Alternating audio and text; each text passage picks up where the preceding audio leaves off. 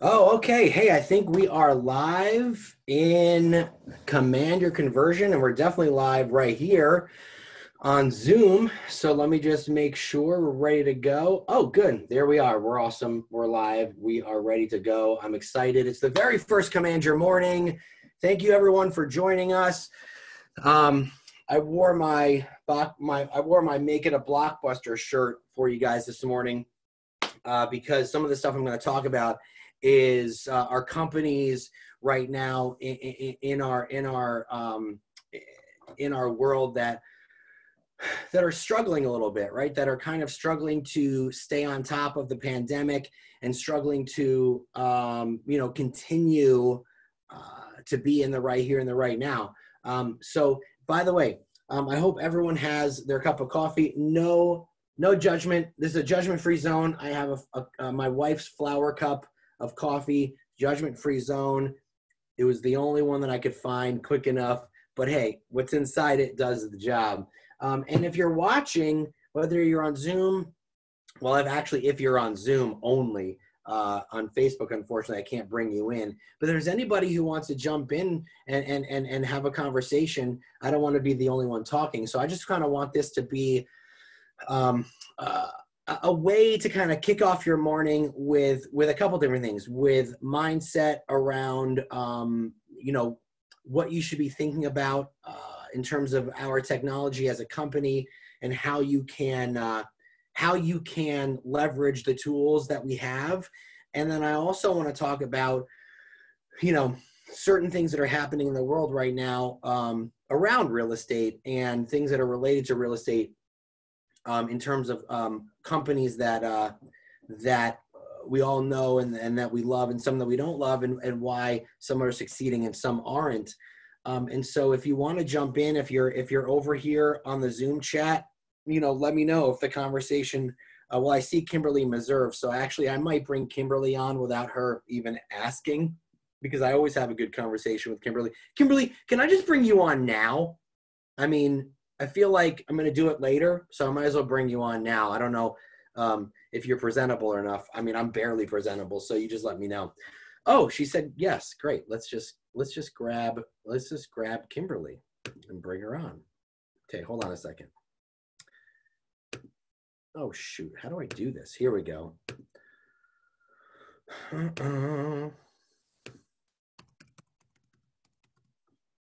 Kimberly, I'm bringing you on screen. There we go. All right, so here we go. Kimberlee Meserve is joining us for the very first Command Your Morning. Oh, thank goodness. Thank goodness. Don't I look so presentable right now? I can't see you. No, I was joking at my little photo. Hang on, I'm starting video right now. Oh, I was going to say.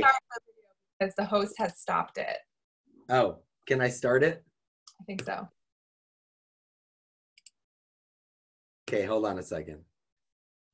Here we go. More.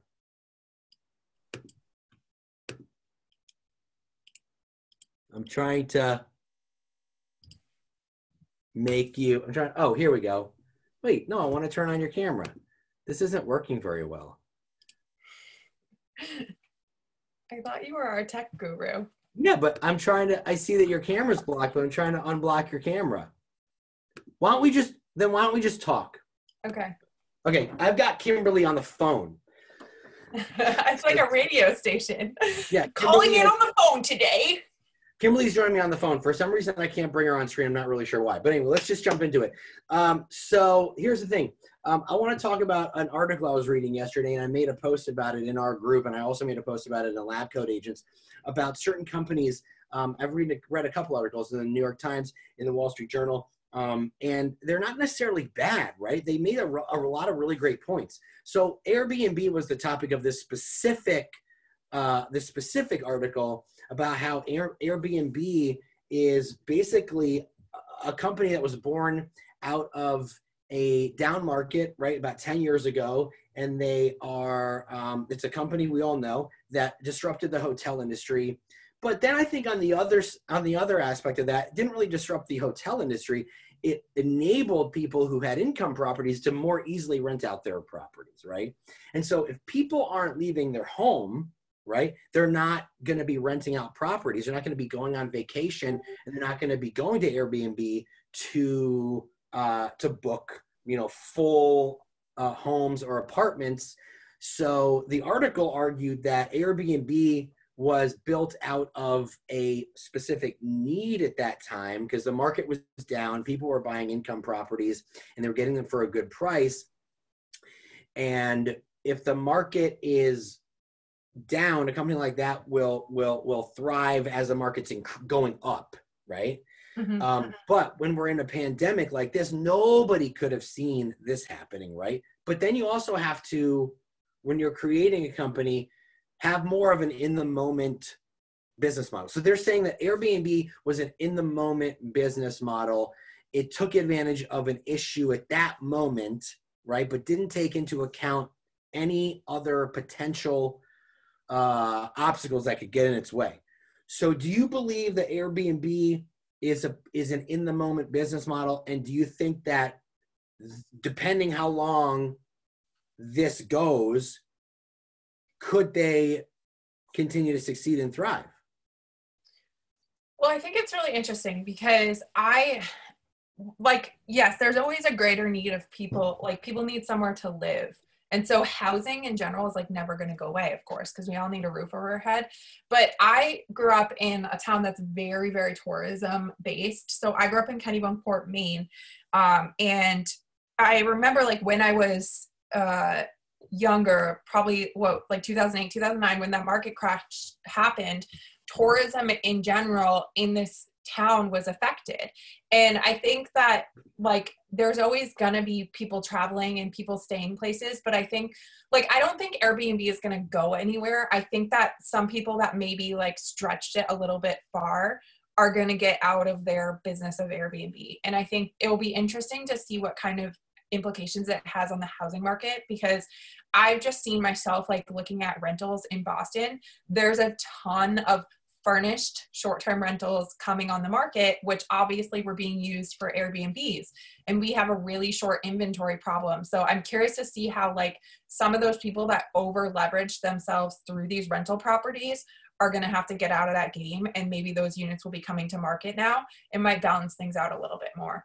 But I mean, I think from a greater standpoint, like people are always going to go on vacation, but do we need to have hotels plus all these extra units? I don't know. Well, the thing is, obviously, I don't want to see Airbnb go away. I think that they're a friend of the real estate industry. It was just an interesting example about a company that was in the moment. Another company that was in the moment was Lyft and Uber. However, Uber has been able to transition from in the moment, from just being a taxi service to being a delivery service for food as well. So they're saying that while Uber Eats only attributes to about 25% of their annual gross revenue, it's enough right now to kind of keep them afloat once we get through this. Whereas Lyft is having major financial distress because no one's going anywhere, right? And so then you're thinking about, okay, these companies were investing in driverless cars, right? But even if you had driverless cars right now, and for the foreseeable future, a driverless car would then have to be completely decontaminated after the person got out of the car, right? So Right. It wouldn't make a difference. So people getting in and out of the car, or the driver, having a risk of being infected. Well, I think the driverless cars like also is just it's a liability on Airbnb's or on Uber's books. Like, these companies have built their model off of using other people that take on the liability and on the expenses. And so it's fascinating to see these companies that are able to spring up so quickly and so successfully, but they have a little less skin in the game than anybody that's starting a business that really owns the inventory or owns the assets. No, I think that's a really good point. And for those of you who are just jumping on, we've got about 75 people watching in the group, and we have 94 people watching here on Zoom. So thank you for joining us. It's Commander Morning. It's the first one. And I've got my special co-host, Kimberlee Meserve, who for some reason is only on the phone and I can't bring her in on camera, but that's okay. It doesn't matter. We're still having a great conversation. So just in case you were just jumping on. So the reason why I wanted to start talking about companies like Uber, Airbnb, and then Zillow. Zillow is pulling back on their iBuyer model. They've officially halted it 100%, which is interesting. And I was reading in the Wall Street Journal a couple of days ago about how the person said, the person writing the article said it's ironic that a company like Zillow, whose business model was to reduce face-to-face interaction when buying and selling properties, had to completely halt their iBuyer model when we actually were forced to reduce face-to-face interaction. So Zillow, right? Zillow was also in the moment a business model in that, yes, it's successful to sell zip codes, right? But then over a certain period of time, there's only so many zip codes in America you can sell, and then they have to go to the next level. And the next level for them is to get into other ancillary services like buying and selling homes, mortgage, title, things of that nature. But if people aren't buying and selling homes, then that iBuyer model is not something that's sustainable for them. So right now, what I want to talk about is why the real estate professional is so important, and why we've been around for 100 some odd years, and why we've never gone away, and why last year, 2019, NAR reported that more people used real estate professionals to buy and sell than any other time in history. I think it was 89%. So 89% of buyers and sellers who bought and sold a home used a real estate professional, and it's the highest usage of us ever in history. And that shows me that because we're all small business owners, because there's 2 million realtors, there's obviously more real estate agents when you combine them both together. But what that shows me is because we're small businesses, we're either one person or we're a team, we can pivot at the drop of a hat. We don't have venture capitalists backing us behind us, making decisions for us. And so that allows us to always go with the flow and to always adapt to what our consumers need immediately. And so, Kimberlee, since you're on, let's talk about what you've been doing, because I think a lot of people are really interested about how your business was built up on buyer seminars, in person, face to face. Instantly, you pivoted to online buyer seminars. So that's a pivot that Kimberlee did, face to face to online. And talk about really quickly what the pivot looked like and what you're doing now with that. Well, I just want to say quickly, I think it's kind of ironic that Zillow has had to pull back on the iBuying, because like there's so many people that probably need that service right now, right? But a big fault in Zillow is like people use Zillow, but then they don't even understand how it works. Like that's a conversation I have all the time with my clients, is they don't understand that the agent that shows up on there probably doesn't represent the property. They're just paying to be on that site.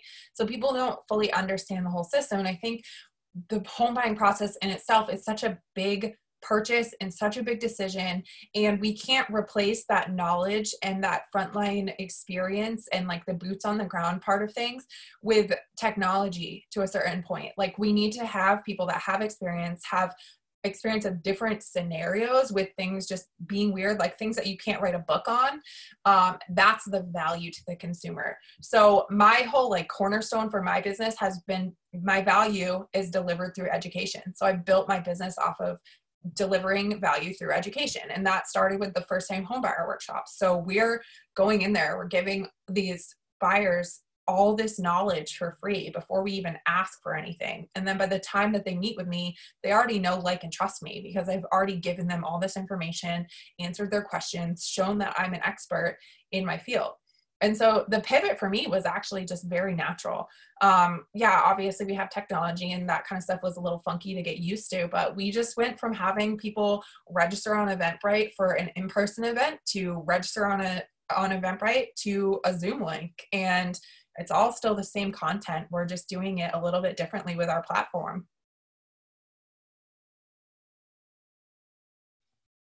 I can't hear you. I think you're muted, Nick. I'm muted. Yeah. That's like the classic Zoom right. Mistake. I muted so you didn't hear, me in the background. We're talking. Yeah. So you pivoted, you went online, you're having great success with it. And every day I'm seeing you online posting about how you put a house under contract. And by the way, tell people where you are. You're not even in Boston where you work right now. Where are you? You're in Maine. I am enjoying life by the beach in Kennebunkport, Maine.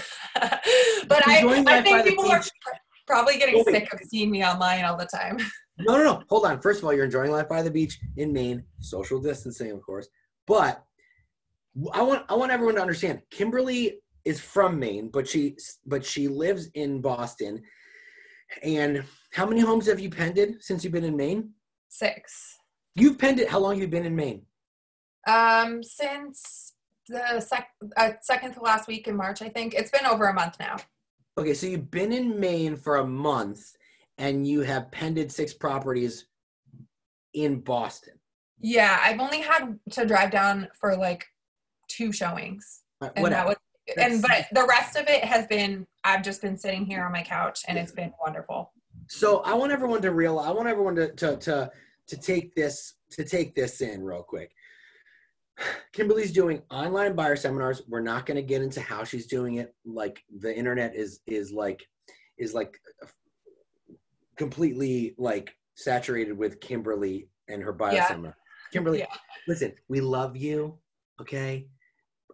If anyone wants to see what Kimberly's doing, just Google. No, I mean, honestly, like, I keep getting asked to do things, and I'm like, people are probably getting so sick of hearing from me at this point. No, like, they're not, because listen, you pivoted, right? Like, your business model was not, yes, Nancy, I know we can't show homes in Michigan. I'm in Michigan. I completely understand that. I'm going to get into that in a second.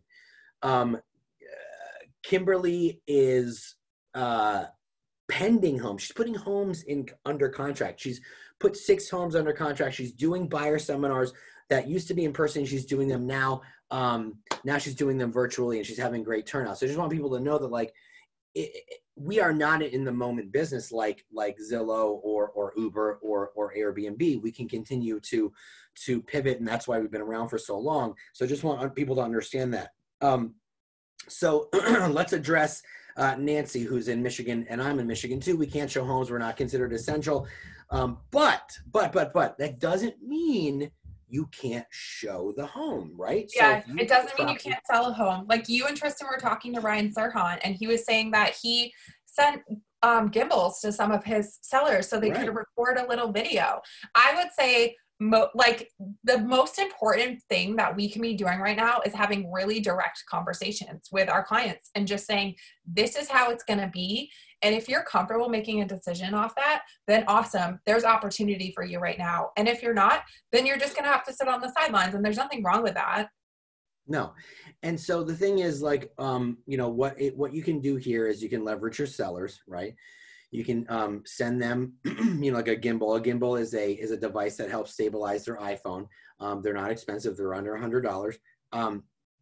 Now you can even just have them take their iPhone or take their camera and shoot a video, or you can get them on a Zoom account, which agents in my region are doing. Agents in my market center are doing. They're doing live open houses where the agent is at home and the seller is hooked up to Zoom on their cell phone, and they're walking through the house at the scheduled time of the open house. And the agent and the seller are having a conversation as the seller's walking around filming the house. I've seen people doing live Zoom buyer showings of homes.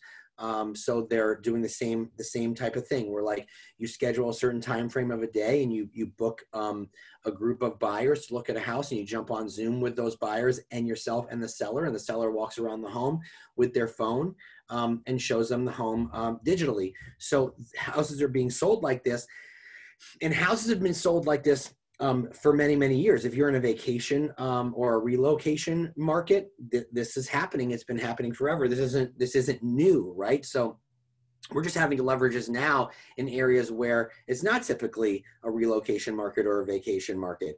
Let me jump. Talk to people.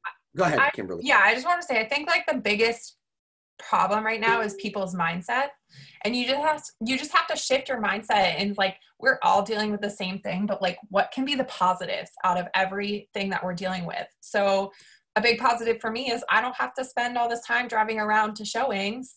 awesome, I have more time in my day now, and I'm still getting the same amount of activities done. Another positive for me, when we have our events in person, we have a capacity on the space with the brewery. Well, great. Now I can have 100 people on a buyer event if I want. And it's just, there's so much opportunity out there for the people that look for the opportunity. And it's really all about your mindset.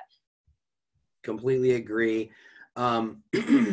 I want to also, and now I want to kind of transition into what you can be doing through your paid Facebook campaigns. So right now I'm actually running an ad for my mother in New Jersey. And so just because I'm in Michigan, there's people on this call from all over the country, right? Michigan, we're not essential. We can't physically show a property. However, you can leverage your sellers and use Zoom like this and schedule showings for buyers and have your seller walk through the home with their camera while you're all on Zoom, right? You can do that stuff. It's working. There's an agent in my market. Her name is Patty Gilman, Pattigilman. Patty Gilman was one of my big recruits when I was team leader at KW. I brought over from Coldwell Banker. She's been in the business for 30 years. She's doing Zoom showings and Zoom open houses every day, every week. And it's awesome. So if you want to look her up on Facebook, she broadcasts them to Facebook and they're pretty freaking phenomenal. So I want to show you guys something that I'm doing now for my mother who's in New Jersey. And while in New Jersey, are they essential? It's kind of up in the air, right? But like you can show homes, you just can't do open houses. But they encourage you to do as much virtual showings as possible. So I started running this ad for my mom yesterday. It just got approved this morning. We got one lead already, so I have to send that over to my mom. But this is what the ad looks like. So the ad, when it pulls up, it's advertising a virtual Matterport tour, right? And I use a lot of emojis. Fall in love with a simply delightful 2,100 square foot Tudor cottage without leaving your couch. So what I'm doing here is I am being aware of the narrative in our country. I'm not being socially tone deaf. And agents, they like to be tone deaf. Don't be tone deaf right now. Be aware of what's going on. Speak to the people, right? You might not be essential. You might be essential where you are, but people might not be comfortable with going to a house, right? Even if you are essential. So be aware of those people and how they feel. So tour this home without leaving your couch. Take a 3D tour of every inch of it as if you were there by clicking learn more below. So when they click more, it brings up a lead generation form that auto-populates their information from Facebook, and then it leads them to the Matterport tour. So the Matterport tour is obviously a 3D tour that allows them to walk around the house from the comfort of their phone, their computer, their couch, wherever they are. So this is the type of stuff that you want to be running even if you are essential, because even if you can show homes in person, like I said, you might have people who are uncomfortable doing that, which a lot of people are. So that house actually yesterday got 20, my mom said it got 25 showings, which is a lot, right? Seems like a lot, but if there wasn't a pandemic, that house would have gotten at least 100 because of where it's located. So the showings are definitely down in Glen Ridge, New Jersey, which is a very hot market. So it is definitely impacting those markets. So you want to do that anyway. So that's an example of pivoting. Kimberly, are you seeing anybody doing that in your area? Doing what specifically? Sorry. Oh, were you just not paying attention at all to what I just said? No, I just got a text. I apologize. I'm just kidding. Are you seeing people doing virtual showings like that with Zoom? A ton of them. That's honestly been such a time saver for me, and most of my clients really love it. And what we're doing is a lot of agents are still offering the option of in-person, but I'm pushing my clients to do virtual as much as possible, especially a couple weeks ago because I was in contact with someone that ended up in the hospital from COVID. So I wasn't about to take that risk of possibly infecting anybody. So yeah, it's been very easy booking stuff through Showing Time, which I think pretty much everybody across the country uses Showing Time. And then they're giving you the option of in-person or virtual. And then what we're doing is just scheduling a FaceTime, and it's been great. Nancy Simmons, Nancy, I can't remember. Did you say you were from Michigan? I can't recall, but anyway, remind me where you're from. Yeah, she says we can't show homes in Michigan. Okay, so she's in Michigan. She says, I've pended, this is on Zoom, I've pended 3 since lockdown. 1 I had shown before, 2 vacant pieces of property. A FSBO is showing a home to my purchasers this upcoming Saturday. Is that appropriate? Well, I mean, listen, it's a FSBO, right? Like, is it appropriate? I mean, it's probably not the best idea. This is also your opportunity to approach that FSBO and say, hey, here's what's happening, right? Like, you need to be aware of how people like me are marketing your home, right? And so let me just show you a little bit about what I'm doing that's outside the box and how I can get people to see your house without you risking your health. Yeah, and I think there's like cool opportunities. Brad Kiger, I don't know if I'm pronouncing his name, Kiger, shared something in Lab Coats the other day that was a mailer that they put together and sent to their farm, showing people what they were doing to take steps to sell homes virtually. That was the whole call to action with the mailer was sell your home virtually with us. And then they broke down each step. Here's what we do. We do a Zoom walkthrough appointment. We do this, we do that, showing they're going to be virtual. And then you have a mobile notary. Like, it was just, they made the process so simple. And he said he got 2 appointments from it and 1 listing already signed. I love it. So here's the thing. Agents like Brad and like Kimberly are going to, and like my mother's been in the business 30 years. She's been through multiple ups and downs. Her team did 58 million last year. She's 72 years old. She's still crushing it. So people like that are going to be, in this for the long haul. One more thing I want to show you that I did was I built this landing page, right? And so you can do this through command. And the landing page was I used a house in Celebration, Florida that my friend Ken Pozek listed. And what's great that Ken does is he does videos for all of his listings. Is Florida? I don't know if Florida's essential. Again, I'm not really sure. I'll have to check with him. But we built this for him, and he ran an ad for him, and we got 18 leads, and he approved 3. Got 3 qualified buyers. One of them wants to buy in by June or July, and then he has 2 other ones that want to buy in the next 12 months. Cut that in half, it's going to be 6 months, because when someone says 12 months is usually 6. But I ran this ad for him. I spent $25, and I got 18 leads. And he got 3 qualified buyers from it. So it opens up with Celebration Florida market trends. I built this on command, by the way. If you go to my YouTube channel, go to YouTube, type in Nick Baldwin, go to my channel, you'll find the video on how I built this. But it starts with neighborhood snapshot, and then it transitions into a single property website, and it shows all the different beautiful photos of the house. And then there's obviously more information and a map, and then it goes to the video of the home.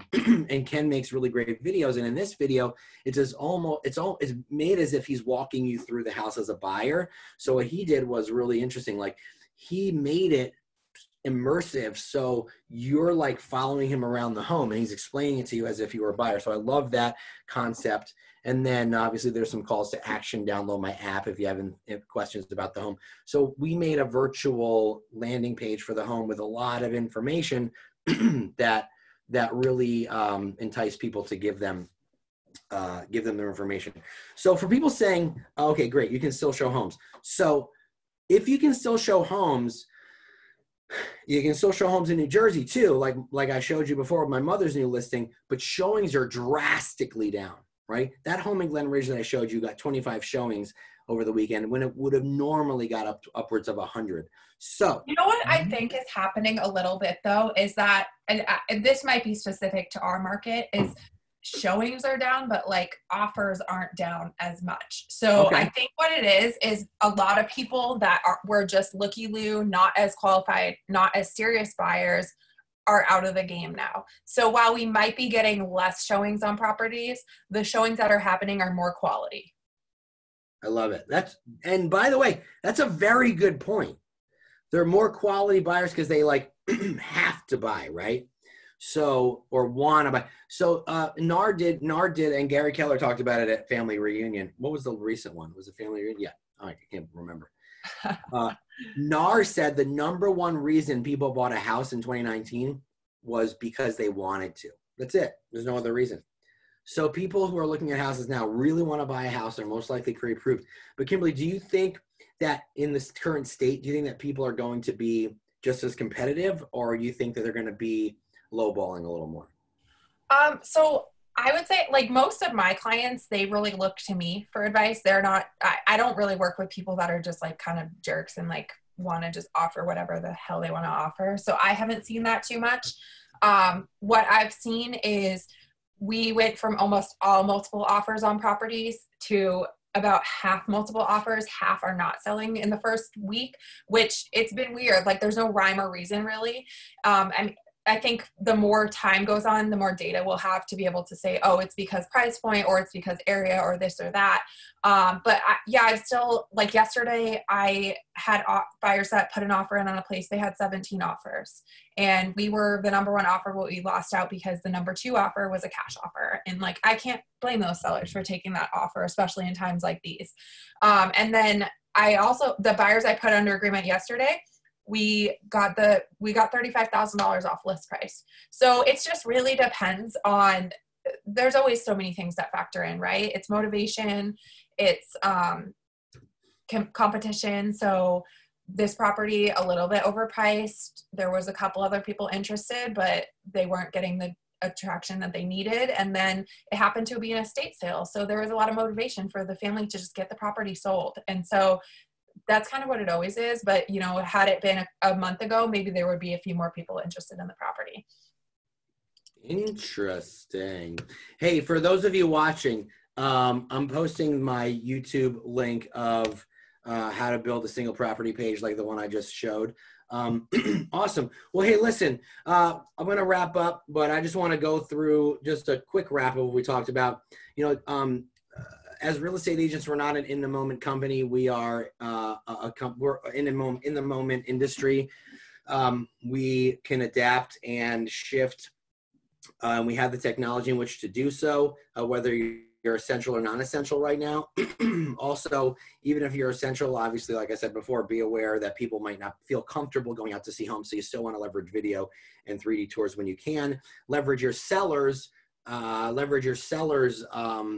To do Zoom tours with you and Zoom open houses where they can walk through the house with their phone, and you can be on the other side of the screen, kind of, obviously adding to that experience. Use Command for landing pages, which you can add videos to and make the experience a lot more immersive. When you're running social media ads, make sure that you're not being socially tone deaf, whether you're essential or not. Be aware of the fact that people might not feel comfortable going out to see homes, and offer video tours that are immersive, offer 3D tours that are immersive, and so on and so forth. Also, I didn't touch on this. On your website, on your KW website, create a page that addresses how you are handling the new narrative and the new atmosphere that we're in, right? How you're going to handle buyers, how you're going to handle sellers. Create that page on your website, maybe throw a video in there. And let people know that you are you're going to be creative, and you're going to be innovative when helping them buy or sell. It's something that we all need to be doing and thinking about right now. Anyway, Kimberly, this was the inaugural Command Your Morning show, and I'm honored. I feel like I'm going to evolve to some sort of live with Kelly and Ryan type of thing. Right. It's like, I felt like I was on a radio show right now that was like, Command Your Morning, like, welcome, we have our caller on today. Hey, wow, Hi. Jim McCord. This Jim is McCord, WCYC. What? This is WCYC, and we're on. Hey, welcome to Wacky Command Your Morning. The 100th caller, you in a new car. But yeah, I'll bring on some guests. Jim McCord said he wants to jump in. Someone earlier said they want to jump in. So like, if you want to jump in future shows, just show up and I'll just pick someone to jump on screen with me, and that'll be fun. So we'll see you tomorrow back here, same time, same channel, 9:00 Eastern. Command your morning. And we'll have a good time. So I hope that you guys got a lot of value from this, and I hope that you're ready to run and make your week amazing. What's today? Is today Monday? I don't even know. I just know it ends in Y. That's all I know. Ends in Y. So thanks, Nick. All right. Bye, Kimberly. Bye, everybody. Thanks for watching. We'll see you soon.